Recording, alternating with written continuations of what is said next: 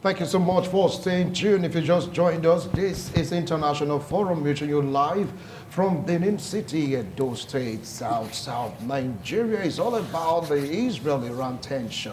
Yes, analyzing the impact for a successful ceasefire. Donald Trump was able to broker peace, so to speak. But some are saying, as after the declaration of ceasefire, Iran did you think about the struck a residential building in Beersheba, and Israel is really boiling, and they are saying they're going to drop lots of bombs in Tehran. But Donald Trump said, hey, don't drop those bombs. Just hold it. If you do, to be a great violation of the ceasefire agreement. We'll take a look at all this. But let's pick on one or two stories making round in the global arena. Quickly, let's move straight down to Russia and Ukraine war theater, where Russia unleashed mayhem yet again in Kyiv. Yeah, some parts of Ukraine. It was like 9 persons losing their life because of the bombardment of Russia. It's just like this Iran-Israel tension. Of course, Israel-Gaza-Hamas war is truly shifting attention from the war theater between Russia and Ukraine right now is bleeding. Anyhow you want to take it, Ukraine is seriously bleeding because of the serious area attack by Russia drones, Russia missiles, you just name it.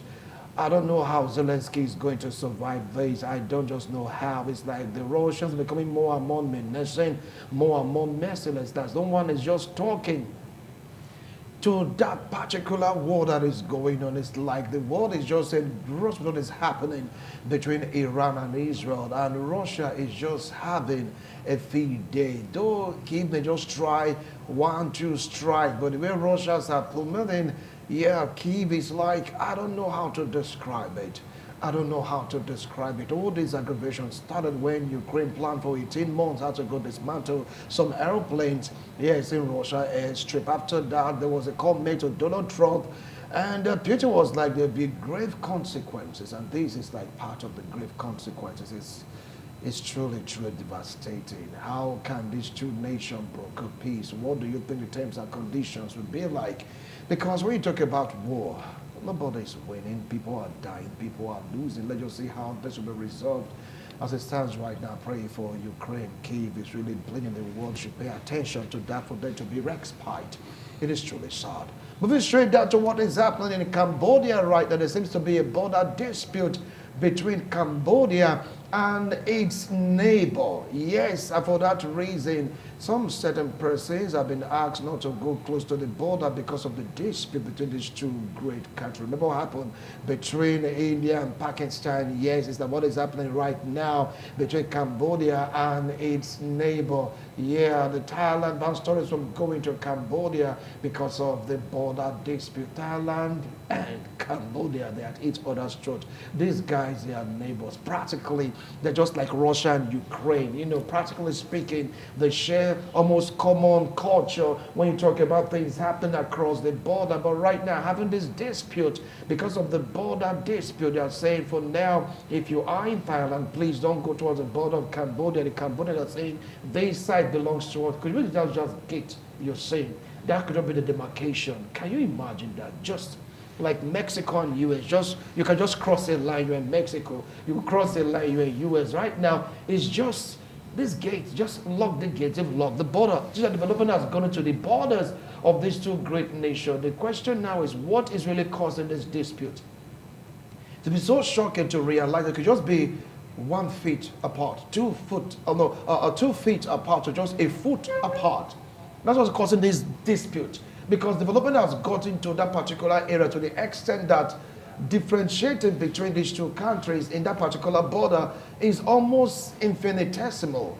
It's like, you know, some part of Scotland and the island of Scotland and England, you know, those kind of tiny, we see kind of tiny bits of border dispute. Anyway, I believe that you know escalated out of India and Pakistan, so to speak, because it stands right now, the world is like standing on the keg of gunpowder, this dispute, that dispute, Ukraine, Russia, Israel, Hamas, Israel, Iran. It's like topsy-turvy globally. What is really going on? This year's like so pregnant. I feel like say, please, no to third world war, no to third world war. Anyway, we keep hoping and praying that that will not happen.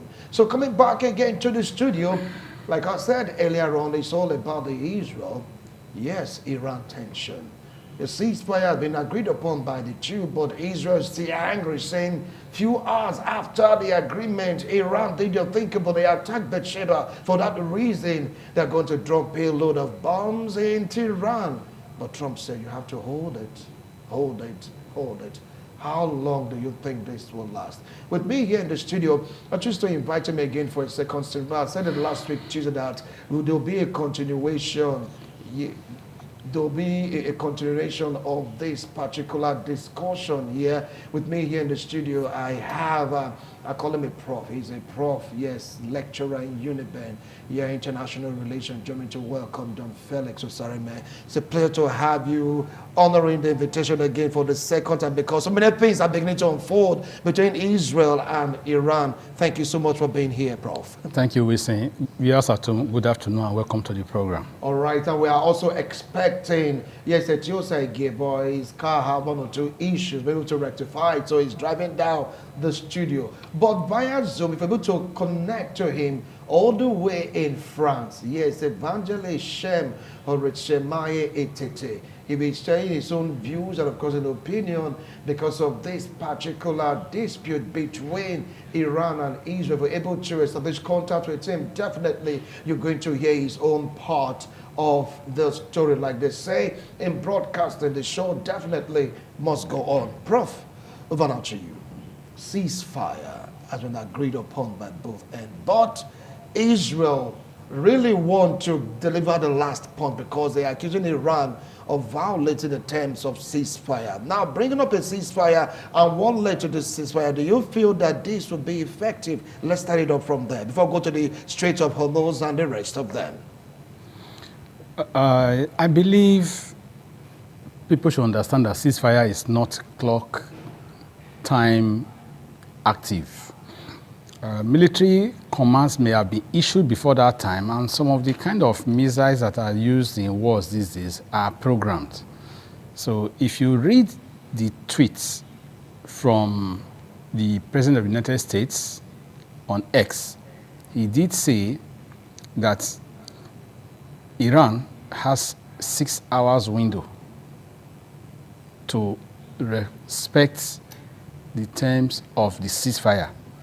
Israel will have 12 hours window. So it is not the same timeline that was given. But the point is that he has attempted to establish a latitude of restraint that the two combatants are likely to respect.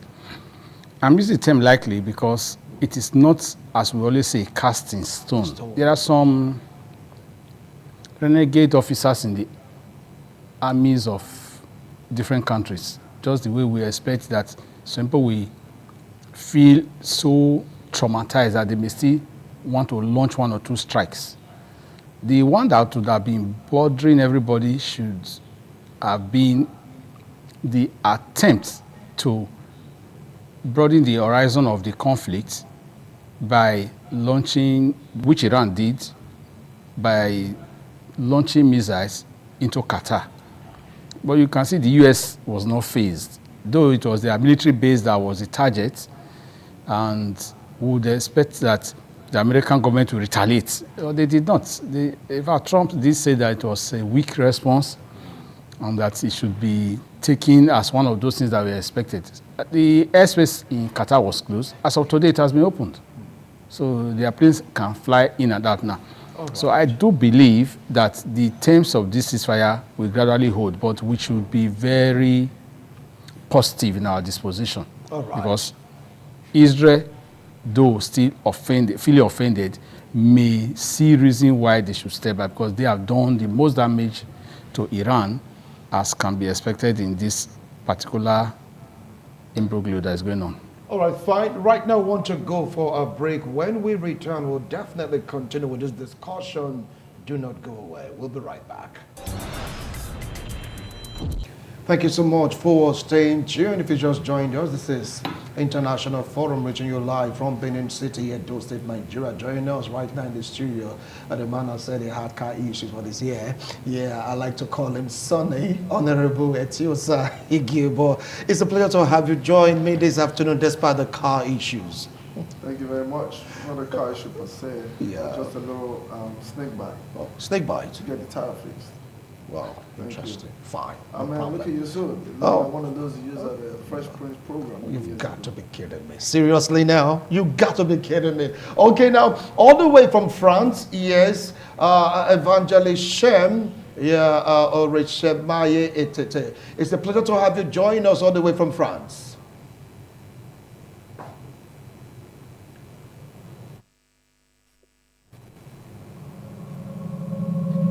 Good afternoon, Thank you very Etete. much, Wilson. Yes, thank you very much, Wilson. I guess you can hear me clearly. Yeah, we can hear you loud and clear. We can hear you loud and Yes, clear. All yes, right, it's all a right. pleasure to be with you today. Okay, so let's just start off with, now, what do you feel about this conflict and the prospect of ceasefire, putting in the picture the attack of U.S. base in Qatar by Iran? Well, from what I see in the picture, Iran, gave a warning to the United States and Qatar as well, and I think they did that to minimize casualties because the attack on the American base in Qatar, there were no casualties actually, and there were no real damage. And I think this was deliberate because they know the consequences, of harming one American soldier or any American citizen. So it was done in such a way that there was actually no casualties. That there was no actual casualty, but I'll come back to you, Shem. You just stay put, okay? Let me come to Honorable Etiosa Igebo. He said really it was done in such a way that there were no casualties. People are like saying, does it mean that these guys are taking us for a ride? After all, you said that it's going to be everlasting consequences, and before the strike was made, it's like US were warned, the airspace locked, and the rest of them. Is Iran showing resilience, or they're just trying to save face, telling the world that they have the right also to react to any external or internal aggression? Well, the missiles were shut down. That is what happened. The Iranian missile, yes, there was some sort of notification, but to what purpose did that really serve? Because after all, the nuclear sites that the Americans and the Israelis have always wanted to destroy has practically been destroyed now. And I think that the whole idea of the conflict will only create more tensions and maybe untimely death and economic problems for the Gulf states and obviously other nations that deals or do business in that region. There's a lot of history between the Iranian problems with the Israelis. As much as the Israelis felt they had the need and the right to defend themselves or stop Iran from having a nuclear weapon, from the way the Iranians are behaving now, especially the Iranian Islamic movement, sort of group that supports Hezbollah and the Gaza problems and whatnot, you can already tell that they are justifying the fear that the Israelis have been exhibiting. But that is not to exonerate Israel or the U.S. from not having their own areas of error in terms of the issue of land occupation. So to me, I think it's probably better to have a situation whereby, peace come to the region, and Israel is allowed to live in peace and not in fear, if you know what I mean. And at the same time, on the Iranian part, true democracy is implemented in that nation. Because it's almost like the Iranian RRGC government are occupiers, people who came to occupy the Iranian people. Because I'm sure you're very aware that the king of Iran has for many years, since 1979, thereabout, they've been having problems. He's fled Iran. So it's more like they were conquered, there were loads of people who don't want them, and at the end of the day, the retaliation and shooting an American base in a different man's country, in Qatar, can obviously is not the right thing to do. If they were shooting American base in the ocean, like a free zone, it's understandable. Not shoot American base in Qatar or trying to fire a missile firing a missile does not give you the protection that you need. Because at the end of the day, if you don't have air power, certainly there's no way you can win the war. If this war was to continue, we know the greater loss will come to Iran. So I think at this point, it might be better if they can find a way to resolve and why the Americans and the Israelis, in other words, helps to bring about a proper democratic government in Iran.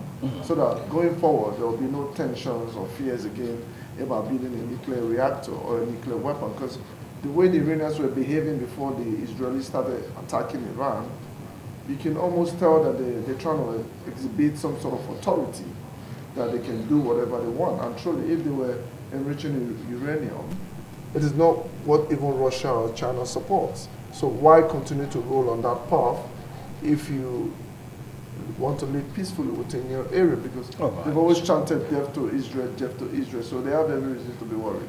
All right. Now let's come to what is really on the ground right now. Donald Trump was saying that the attack on the military base in Qatar is very, very weak. After all, it's like they were aware, like what you rightly said, the anti-missile machinery were on the ground to really intercept these missiles. Minimal damage. Trump said it's just like, minimal. But some are saying that Israel may not honor the terms of the ceasefire because of what Iran did.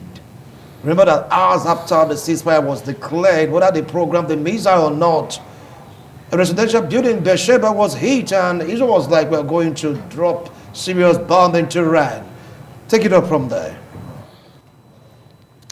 We know that there is this aphorism that if you want peace, you should be ready to make war.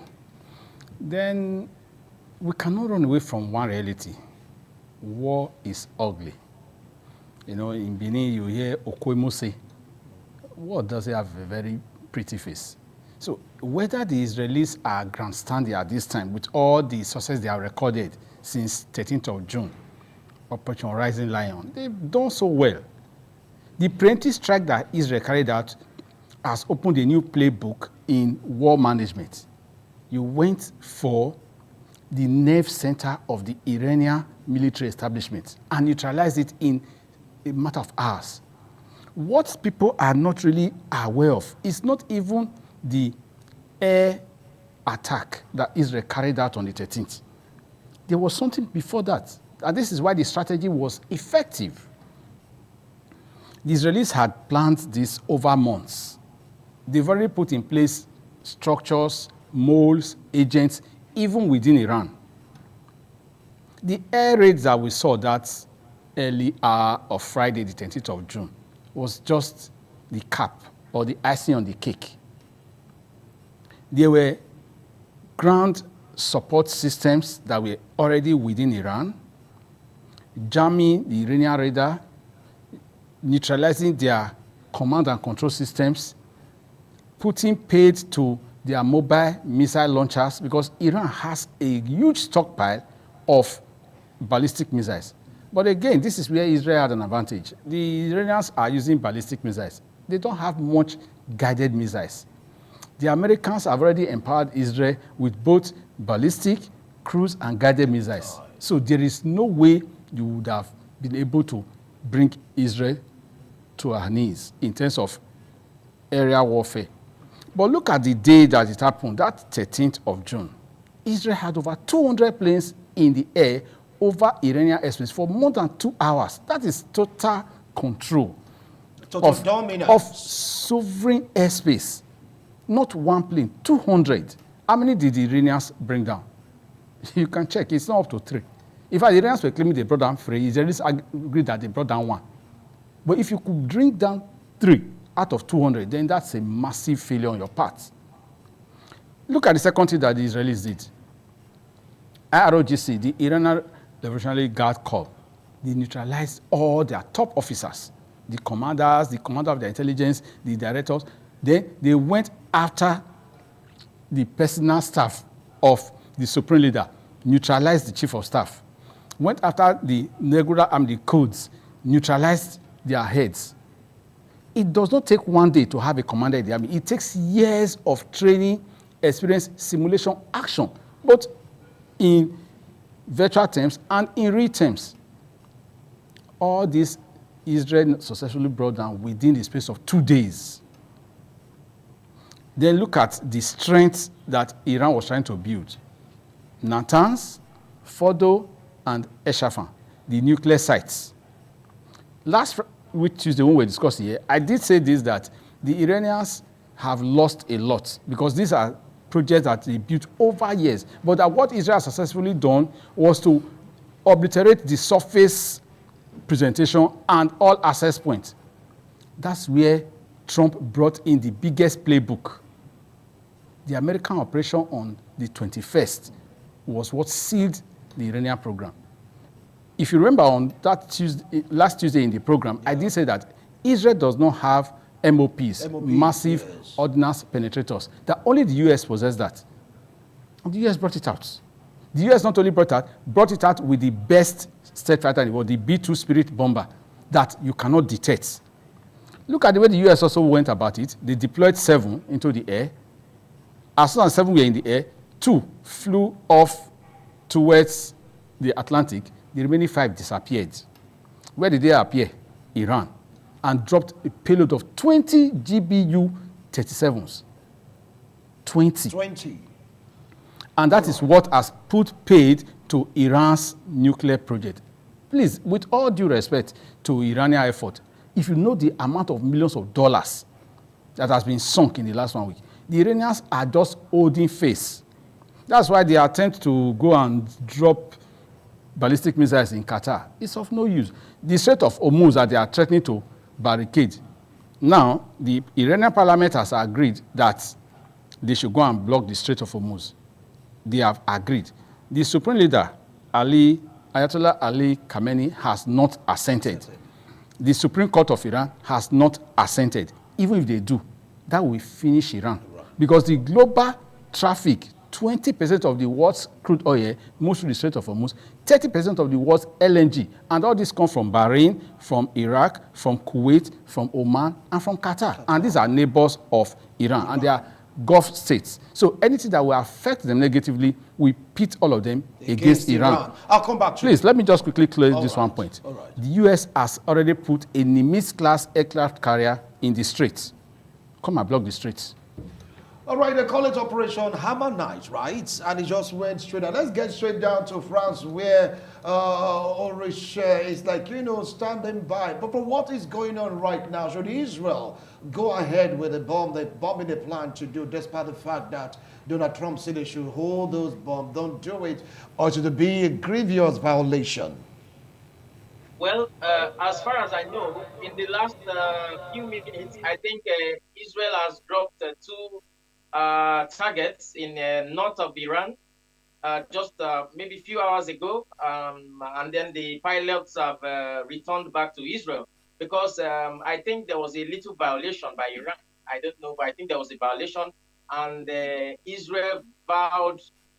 Of course, Israel. You can't just hurt them and go scot-free.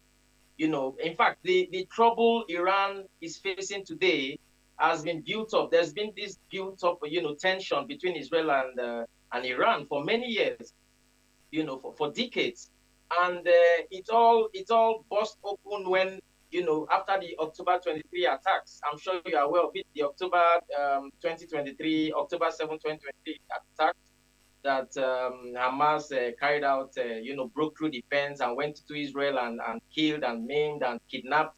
That was what brought about this what we are seeing today. Because after October 7th, Israel began to launch these attacks against Hamas in Gaza, and on the 8th of October, Hezbollah joined, and all these are proxies of Iran. So there have been this tension that has been building, and then in November, that same year of 2023, the Houthis in Yemen joined as well. So, it was like Israel fighting a war in many fronts, fighting fighting Hezbollah in Lebanon, fighting in Gaza, fighting in Yemen. So, it's a build-up of tension, because Israel is not a people you just threaten, because it's a very small country, and they want to protect They want to protect their nation with all their strength. We have only one Jewish nation on earth. We have several other nations of other religions. All right. So, I will come back to you, Orisha. I will come back to you. Definitely, I'll come back to you. Right now, I want to go for a break. When we return, we'll continue with this discussion. Who is on the losing end? Do you think that Iran will retaliate? Because few hours ago, really, Israel dropped some bombs. We'll be right back.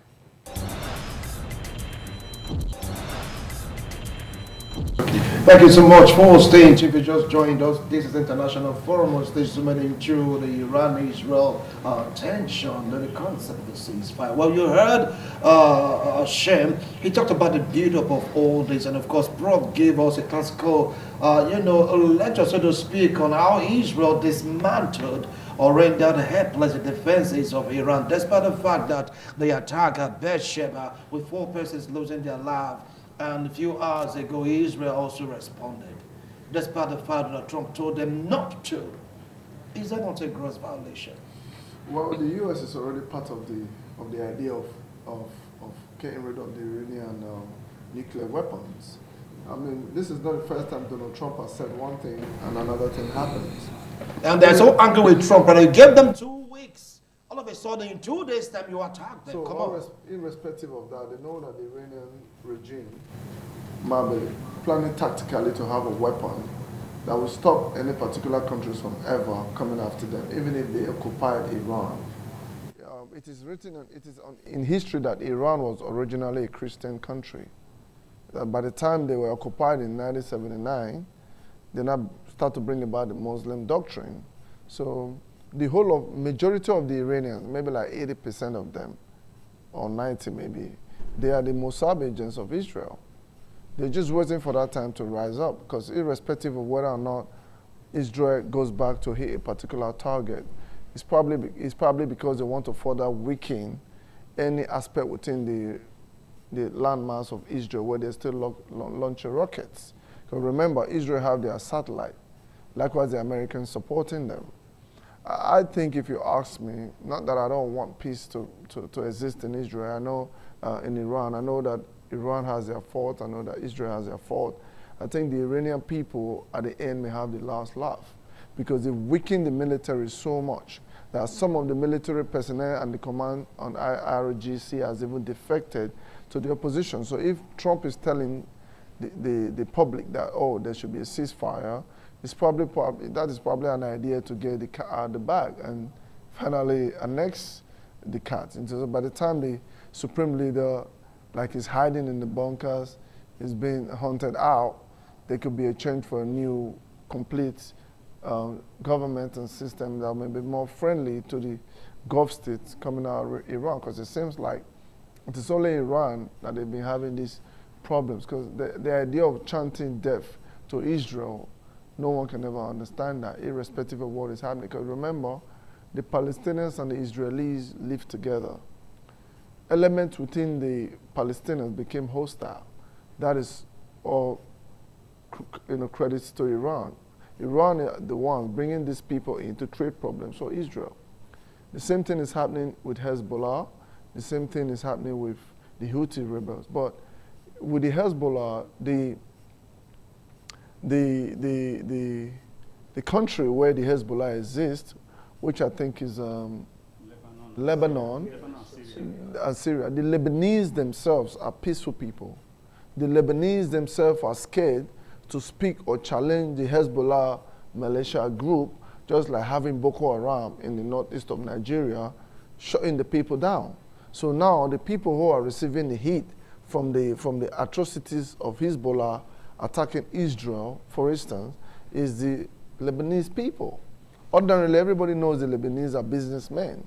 They just do business and go about their daily life. But the existence of the Iranian government and the way they've been rising in Malaysia group with the support of the money that they make from oil to destabilize this region by creating Hamas, Houthis, and all these different terrorist groups out of the state of Iran has not helped those people at all. So when you look at Hezbollah, it's attached to Lebanon. It doesn't really mean the Lebanese are like that.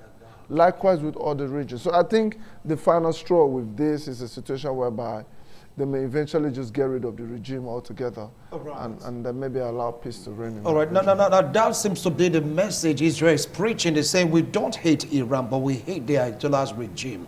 Do you foresee a regime change in all of this? Mind you, the tension is still on. Israel is angry for Iran to violate the ceasefire deal by attacking the residential building in Beersheba. But Iran is saying you did a lot of damage, so come on. What gives? Stop this aggression or else there'll be no ceasefire. The Iranians and the Israelis are alike in a lot of ways. The religion practiced by the Israelis, by the Jewish state, is Judaism. And Judaism is a monotheistic religion, and their belief is that the religion will eventually dominate the world, even though they have not done that. But the offshoot of Judaism is Christianity, which is a global religion. What's the alternate? Islam. Islam is also a global religion. In fact, the fastest growing religion right now is Islam. And they have this same rhetoric, world domination. So if you look at the Israelis on the one side and the Iranians on the other side, they are very, very much alike in terms of their fundamentalist belief system. They are very ideological. So the ideology that propels Iran to say death to Israel, death to America, which they always chant, is what's also propelling Israel to say, for every Israeli life that you take, we will retaliate in full force and in greater number. That is why the Palestinians miscalculated in their dealings with Israel. They will kill one Israel, Israel will kill 10. Israel now scaled up the number. You take one, we take 100. Israel scaled up the number further after October 7, 2024. Since October 7, 2024, the Israelis that were killed on that day of the attack by Hamas were not up to 2,000, including those that were carried away. Please look at the statistics of mortality in the Palestinian enclave, both in Gaza and West Bank, as of today. It has grossed over 50,000, and Israel is not pulling back because the Israelis have survived from 1948 to today by that simple rule. If you take one of our own, we'll take multiples of yours. So blaming Israel to say Israel has violated the ceasefire again, we will not even hold. I'm building up this explanation for us to understand that for Iran to still launch one ballistic missile after even when Trump posted in the early hours of late yesterday, that, oh, we have agreed that we'll face it. Iran, for the first 6 hours, stop hostilities. Israel, for the next 12 hours, stop hostilities. So it was phased. There's what we call show of good faith. Do that. If you really want this to end, take a step back. But ego propels the Iranian regime. That even when they lost the control of their airspace, it's easy to launch ballistic. Ballistic missiles are very easy to intercept. They are very easy to knock off. In fact, Israel, the Iron Dome that Israel has, is the interceptors that they use. Different interceptors. Is it at 40 feet above the ground, or 20 feet, or 10 feet? And if you check very well, people are saying, oh, Israel, bombs landed in Israel. Iran was able to drop missiles, because not all of them are to be dropped. If one understands the working of the Iron Dome that protects Israel, there are specific areas that nothing will land. But in some, what is the density of population? What is the calculable damage that can be done in such areas? Some also, we must allow it to happen, fluke of projection. So in all of this, what we can take away is that if the Iranians really want the ceasefire, although we are also hearing that it is Trump that is imposing it, that's why the Iranians are still grandstanding. Yes, Trump is also making them know that we have opened a playbook that you never expected. We dropped these big bombs. The GBU-37, that were dropped, that finished the Iranian nuclear project for 20. Now.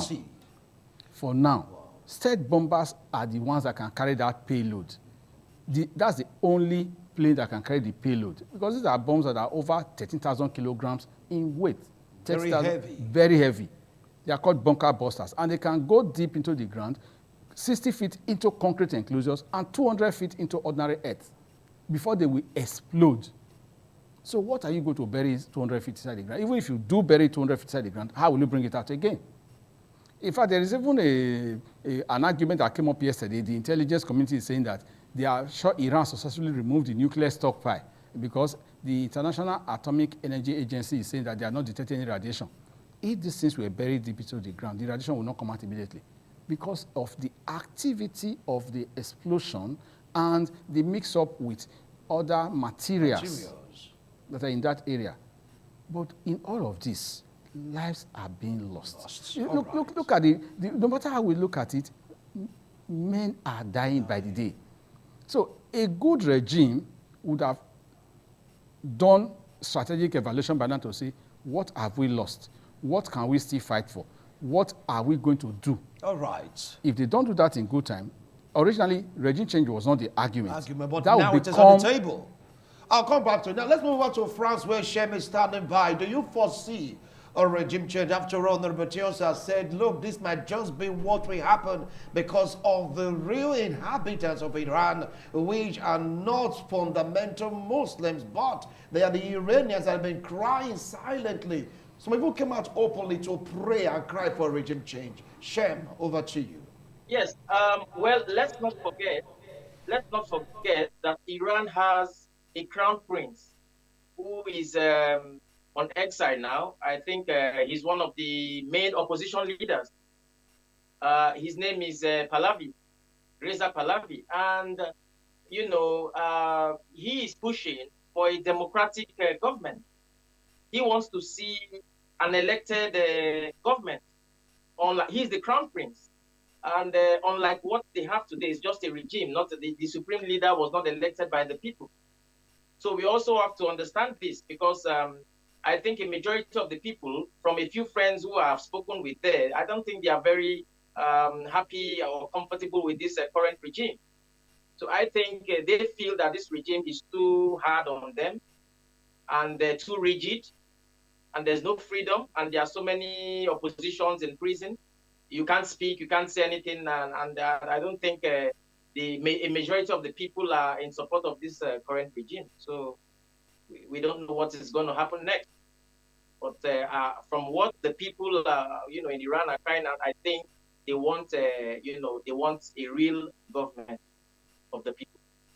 All right. You say they want a real government of the people. Who are now this real government and who are the people? Because if you take a look at Iran, they have this built up or this set up about religion, occasion, orchestrated or strengthened by the supreme leader, pushing religion first before some or most of the habitations, so to speak, of the Iranian. Well, the supreme leader doesn't sound smart. It doesn't look like an exposed-minded person. It's caught up in his own web. In what ways? Right now, he's hiding in a bunker. If it was a real man that has built a real country, that is open to the outside world, comparing Iran to Oman, Qatar, Iran cannot be more Muslim than Saudi Arabia.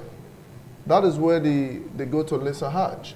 How come Saudi Arabia has a relationship with the Western world and also the Eastern Bloc like Russia? How come Saudi Arabia has their own policies and rules and yet their people are happy with the Saudi government? Why is the Iranian situation different? It shows that they're tactically occupiers. So I do believe that because they cannot be more Muslim than Saudi, the idea of not having freedom of speech, coming to take over a particular country, a few set of people, because that is the idea of the Al-Nasri Front and the Jimmy Avin, I don't know which one they belong to, and then you sack a king or a crown prince, just like they have in Qatar, Oman, in Saudi, all these Gulf nations, they all have kings and princes and whatnot, and these countries like the United Arab Emirates, they all have royal monarchies. Why should Iran be different? You see what I'm saying? So, because of the fact that Iran are there, and they have this government or these people in government have this natural violent hatred for the original aborigines and as well as the people outside world. That is why over time they've been able to kind of create a monster out of the idea of creating fear into like Israel or anybody who they don't feel abide by their ideology. But then again, your ideology is an old school archaic helicopters and old jets But to them, that is their way of life. You see, but then again, you can do that in your own world, not in another man's world, just because you occupied them. So they created problem for Hezbollah, people in Lebanon. If the Lebanese was to go against Hezbollah, those certain group, they will attack the citizens of Lebanon. If the Palestinians was to tactically have the strength to speak and go against these people, at the end of the day, they have a problem because they have a problem with the Jewish state. Remember, the Western world or Israel and all these people sees Iran just like how Russia sees Ukraine. Because what the Russian president is saying is that Russia and Ukraine are one and the same people from the Soviet era. But then there's a narcissist people in government who took over from the elected government and chased out the president. Now they are wanting to go into NATO, another complete issue, to create tension and create worry for Russia. And they're saying, you can have NATO in my doorstep. But before that, Ukraine had the president who never wanted NATO in their doorstep. And he was chased out of power. Chased out of power undemocratically. So the same element of people, it's like, they say peace and strength goes together. But then again, are you going to apply strength before peace? Or are you going to seek peace before strength? So when you seek strength, and people know that you're really fully loaded with what you need to be who you need to be, peace exists around you. So the narcissist idea is likened to the Iranian Islamic idea, whereby if today, I believe if you allow Iranians to vote or to want to choose the type of government they need, they will fall back to their crown prince and form a proper government. Not this government that will be, creating terrorist groups in Lebanon, creating terrorist group in Palestinians, making in return 50,000 Palestinians to be bombed, like giving Israel options. They went to and talked about occupying land, diplomacy. But then again, you went on and attacked the Israelis having a good time on the beach. So you don't expect Israel to fold their hands. So all these problems, I am not saying that it started with Iran alone. If it was original aborigines in Iran that had problems with Israel, I will understand things from that angle. But the Prime Minister of Israel, Netanyahu, said a few days ago that they always had good relationship with Iran. There was a lot of flights from Tel Aviv to Iran in those days until these people came. So maybe my own questions, I think the end game will be they will get rid of the regime, allow the Iranians to take over their country and peace to come to the Gulf State. All right, thank you so much, Honorable Etiosa Ige. But well, right now, since Iran has been weakened, though they are saying they've not been weakened, do you feel that the exploits, so to speak, of Hezbollah, the Houthis and the rest of them, do you think it will, even Hamas, do you think it's going to reduce? We see. We should always be guided by African proverbs when we are looking at issues, even though we are looking at international relations and international politics. I'm a student of history, I'm a historian, and I always look back at what happened in the past to understand the trajectory of where we are today so that we can project into the future. If we look at the trend that is going on now, the Iranian government is about to fall. Unless there will be a pullback, and the pullback will be, let us not create more tension in the region by insisting that this government must go, so that it will not look like the case of Afghanistan, where you change the government, the people are not really ready to make a change. Let the people feel that heat to the point where they will demand religion and come out. Because, you see, liberation is always watered by the blood of martyrs. People don't know. Democracy does not come served on a plate. You can't make an omelette without breaking eggs. So, asking now the fate of Hezbollah, Hamas, and the Houthis, who is talking of them right now? Right now, we are talking of Iran and Israel. These are the big boys. They are the elephants in the field. And when two elephants fight, the grass will be flattened. In this particular instance, Israel went out to neutralize Iran's nuclear capability. That was the first objective. Have they succeeded in that? Yes. Backed by who? The United States of America. Did the United States put its foot into the pot? Yes. First of all, they gave Israel the full backing. Then they brought in the heavy ordnance to flatten the ground. All right, that has been successfully done. Remember when we were discussing last Tuesday, we said as at that Tuesday, when we entered the studio, information had already come out that Netanyahu was saying that they have to defang Iran, meaning the leadership of Iran has to be removed. Trump said no. The President of the United States of America has not assented because as at that time, that was not the original option. But when you get to the point of brinkmanship internationally, where you now stare deep into the abyss, you say, okay, what must now be done? That can happen. So regime change may just be your time. So the issue of Hezbollah, Hamas, the Houthis of Yemen, the person backing them, their financier, their critical supporter, the one that encourage and enable them is in distress. The Iranian regime is struggling to remain in power right now. They are not going to be bothered about Hamas because Hamas has already been contained by Israel since last year. And remember, Netanyahu also made a pledge that he will end Hamas this time around. So he's in the process of that. And that last year when we started this discussion, I did say that he may go into Iran. Has he not entered Iran now? I remember when you said it that it's going to extend this to Iran. Okay. Well, Shem, you're going to have the last line of this discussion because our time is up. I know you have so much to say. I know you have too much to say. But Shem, do you see a regime change imminent right now in Iran, let's say the next 2-3 months or even lesser, a week or two? Well, it depends on the people. I think the people need to take their future in their hands, and because regime change is not really something that is 100% external.